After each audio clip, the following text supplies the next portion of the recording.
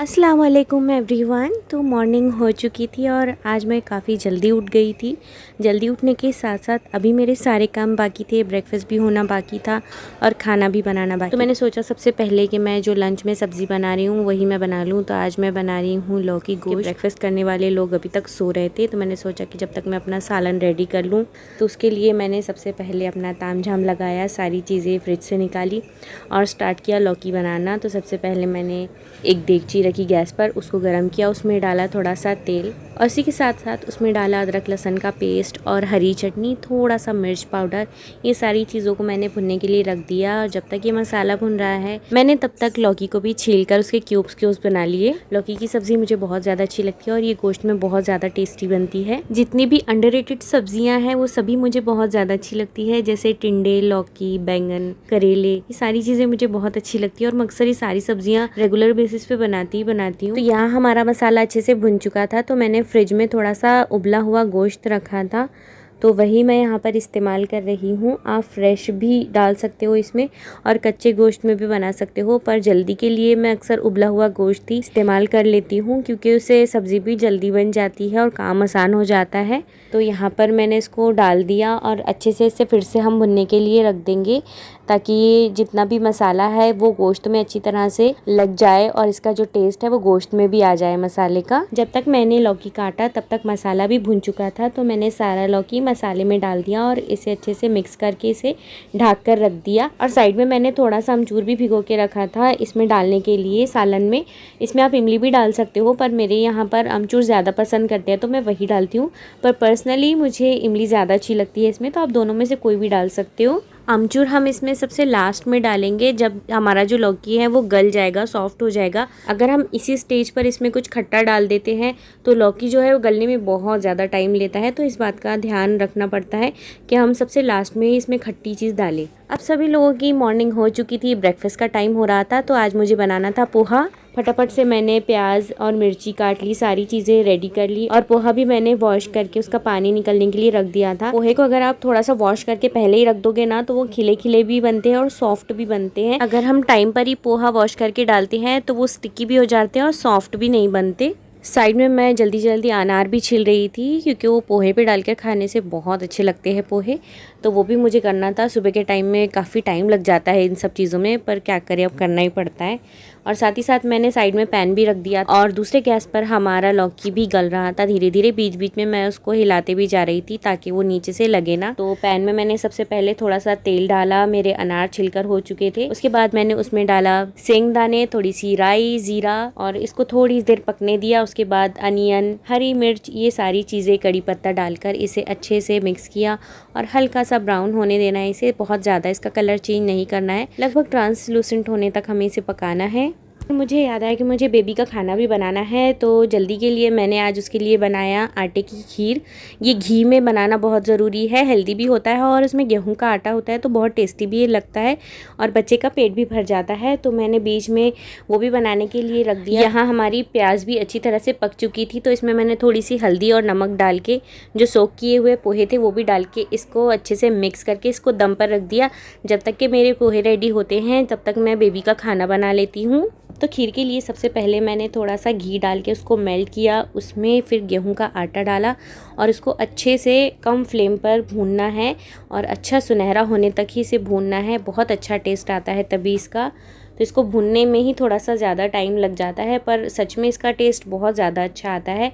और हल्का सा वार्म, तो अगर इसे आप सर्व करोगे तो बहुत अच्छा लगता है, बच्चों को ये पसंद भी आता है और पेट भी आराम से फुल हो जाता है।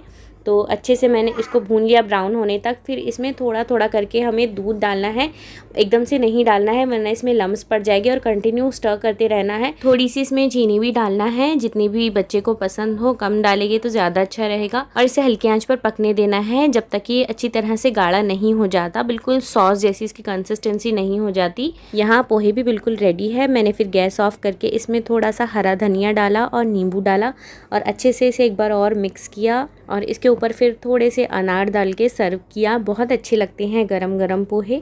और यहाँ पर मेरे बेबी का भी खाना ऑलमोस्ट रेडी था, मैंने थोड़ी देर इसे और पकने दिया। 2 लोगों का नाश्ता तो रेडी हो चुका है, अब बारी थी मेरे नाश्ते की। तो फिर मैंने अपने लिए चाय रखी और अभी मेरा जो लौकी का सालन है वो पूरी तरह से गलना बाकी था, थोड़ा सा भी कच्चे ही थे लौकी। तो मैंने फिर वापस उसको गैस पे रख दिया और उसके अंदर जो भिगा हुआ अमचूर था उसको डाल दिया। यहाँ मेरी चाय भी रेडी हो चुकी थी। मैं सुबह में चाय ही लेती हूँ क्योंकि चाय के बिना मेरे दिन की शुरुआत ही नहीं होती। मुझे स्पाइसी चीज़ें अच्छी नहीं लगती नाश्ते में, जैसे पोहे वगैरह ये अच्छे नहीं लगते, तो मैं हमेशा चाय ही लेती हूँ सुबह में, वो ही मुझे अच्छी लगती है। चाय के साथ मैंने अपने लिए कुछ ब्रेड टोस्ट किए, हल्का सा घी अप्लाई करके। पहले मैं नाश्ता कर लेती हूँ, उसके बाद करते हैं सारे काम, जब तक मेरा लौकी का सालन भी रेडी हो जाएगा। उसके बाद मैं सारा मेस जो है क्रिएट हुआ है किचन में सारा उठाऊंगी बाद में। पहले मैं आराम से नाश्ता कर लूँ, तो मैंने नाश्ता करने के लिए चली गई। उसके बाद मैं किचन में जब वापस आई तो आप कंडीशन देख सकते हैं किचन की, बहुत बेकार हो जाती है। हम गड़बड़ में काम तो कर लेते हैं किचन में कि भाई जल्दी से ब्रेकफास्ट रेडी हो जाए, जो नाश्ते करने वाले हैं वो जल्दी जल्दी अपना नाश्ता करके अपने काम पे चले जाए। पर जो गड़बड़ के काम में हमारे किचन में सामान फैलता है, भाई साहब बहुत उठाना पड़ता है फिर बाद में। आप देख सकते हैं मेरे किचन की हालत, पूरा प्लेटफॉर्म बर्तनों से भरा पड़ा है। तो पहले मैं सारी चीज़ें इकट्ठे करूँगी, उसके बाद में ही दूसरा काम करूँगी। अभी मुझे रोटी वगैरह भी बनाना था, चावल भी बनाना था, और यहाँ थोड़े से अनार बच गए थे तो मैंने फटाफट वो भी फिनिश कर लिए। उसके बाद आटा गूंद कर तो रेडी था, मैंने जल्दी जल्दी से रोटियाँ बना ली। जब तक रोटियाँ नहीं बनाते तब तक किचन में आटा वगैरह गिरते रहता है, तो ऐसा लगता ही नहीं है कि किचन क्लीन हुआ है।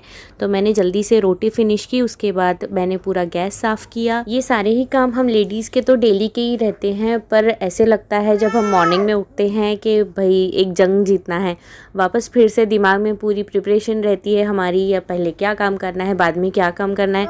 पर कभी कभी ऐसे होता है कि हम सोचते कुछ और है और हो जाता कुछ और है। कभी कभी से सही से हमारा जो प्लान है वो नहीं काम कर पाता, कभी कुछ बीच में कोई अर्जेंट काम आ जाते हैं। आज मेरे साथ ऐसे ही हुआ, मैंने सोची कुछ और थी पर हो कुछ और गया। मुझे बीच में से ही काम छोड़कर कहीं बाहर कुछ काम से जाना पड़ा, तो मेरे सारे काम अधूरे रह गए, सिर्फ मैं बर्तन धोने तक ही काम कर सकी। और बीच बीच में आपको इन नप्पी की भी आवाज़ आ रही होंगी, बीच बीच में मुझे डिस्टर्ब करते रहते हैं। मैं जब भी एडिटिंग करती हूँ तो इनको ऐसे लगता है कि मैं इन्हीं से बातें कर रही हूँ, तो ये अपना शोर अलग मचाने लगती है।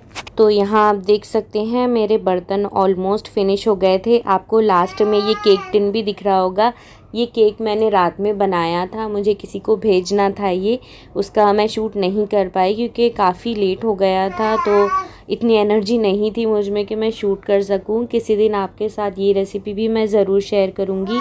मेरा जो फ्रूट केक है वो बहुत ज़्यादा अच्छा बनता है और सबको बहुत पसंद आता है। तो मैं बर्तन धो ही रही थी कि मुझे डोरबेल की आवाज़ आई। तो यहाँ आ चुके थे कुछ मीशो से मेरे पार्सल।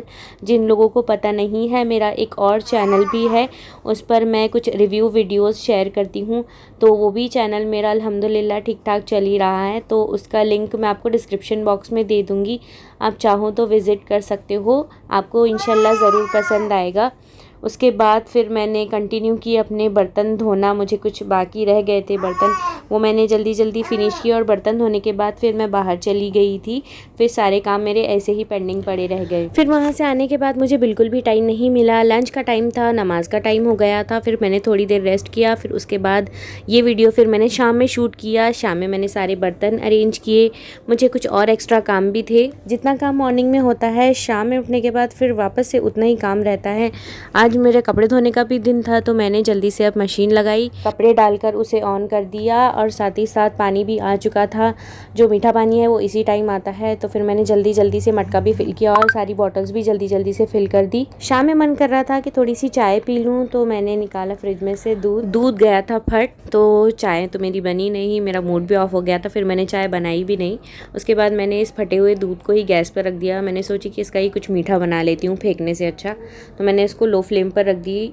तब तक कि मेरे कपड़ों का वॉश भी कंप्लीट हो चुका था। बाज़ार का मुझे आवाज़ आया, तो मैंने मशीन को ट्रेन किया और बीच बीच में इसको स्टर भी करती जा रही थी मैं। फटे हुए दूध से बहुत अच्छी कलाकंद बनती है, तो मैंने सोची कि काफ़ी टाइम बाद मेरे हाथ से दूध फटा है तो इसका कुछ ना कुछ मैं बना ही लेती हूँ। तो यहाँ ऑलमोस्ट मेरे कपड़े भी धुल चुके थे, तो मैंने लास्ट में इसमें फैब्रिक कंडीशनर डाला। फैब्रिक कंडीशनर से बहुत अच्छी खुशबू आती है, तो ये मैं बिल्कुल भी स्किप नहीं करती, मैं इसमें ज़रूर डालती हूँ। और यहाँ मेरा कलाकंद भी रेडी हो गया था। मैंने इसमें थोड़ी सी चीनी भी डाली और अच्छे से मिक्स किया और कुछ टाइम बाद ये अच्छी तरह से रेडी हो गया था। सच्ची बता रही हूँ आपको, चाय से ज़्यादा मज़ा तो मुझे ये खाकर आ गया था। मैंने इसमें थोड़ा सा इलायची पाउडर भी डाला था, तो भाई मज़ा ही आ गया। फिर ये सब होने के बाद मुझे मेरी बेटी का खाना भी बनाना था, तो आज मैं उसके लिए दलिया बना रही हूँ। तो ये है मूंग दाल, उड़द दाल और चावल को रोस्ट करके बनाया हुआ पाउडर। ये उसको बहुत ज़्यादा पसंद है, तो मैंने इसको एक बर्तन में डाला और उसमें थोड़ा सा पानी डालकर इसको अच्छे से मिक्स किया कि इसमें लम्स बिल्कुल भी ना रहे, क्योंकि जैसे ही ये हीट के कांटेक्ट में आता है इसमें लम्स बनना स्टार्ट हो जाते हैं, बहुत ज़्यादा ही थिक हो जाता है। तो इसीलिए मैं इसको पहले गीला कर लेती हूँ, अच्छे से इसका पेस्ट जैसा बना लेती हूँ। उसके बाद ही इसको गैस पर रखती हूँ। तो अच्छे से मिक्स करके मैंने इसे लो फ्लेम पर पकने दिया और कंटिन्यू स्टर करके इसको पकाना रहता है, तो बहुत जल्दी ये पक भी जाता है और बहुत स्मूथ बनता है। और हल्का सा इसमें घी और मामूली सा मैं इसमें नमक डालती हूँ, तो बहुत टेस्टी लगता है ये और बहुत जल्दी विदिन 2 मिनट्स ही रेडी भी हो जाता है। ये रेडी करके मैंने बेबी को खाना खिलाया। तो ये था मेरा आज का दिन भर का रूटीन। काफ़ी बिजी रहता है, कैसे ना कैसे करके दिन गुजर ही जाता है। आप सभी लेडीज़ का भी इसी तरह से दिन गुजरता होगा। हम सब अपने काम से बेजार तो हो जाती है, लेकिन अगर हमें एक भी दिन की छुट्टी मिले तो हम बहुत बोर महसूस करते हैं। तो मुझसे आप कुछ ना कुछ तो रिलेट कर ही पा रहे होंगे। अगर रिलेट कर रहे हैं तो प्लीज़ मुझे कॉमेंट करके बताना। Thank you so much for watching.